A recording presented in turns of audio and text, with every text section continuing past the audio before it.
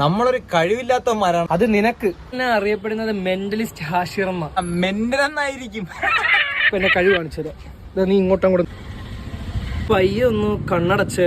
സൗണ്ടൊക്കെ മാറിയെന്ത്? അതാ ഇതിന്റെ ഭാഗം. ഇപ്പൊ ഫുള്ള് ഇരുട്ടല്ലേ? ഓടാ സത്യം. Open your eyes. ഇപ്പൊ ഒരു തേങ്ങയും തോന്നുന്നില്ലല്ലേ? അതാണ്.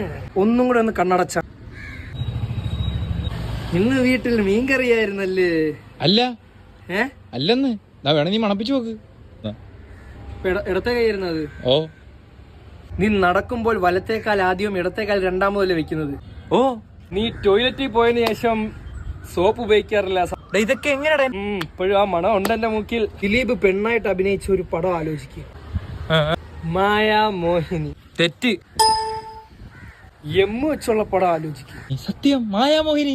എന്തൊരു കഴിവളിയാ. ഇവിടെ ഞാൻ കണ്ണു തുറന്നു. കുഴപ്പമില്ല. ഞാൻ വിചാരിച്ചു നീ മെന്റലിസ്റ്റ് തന്നെ. Thank you.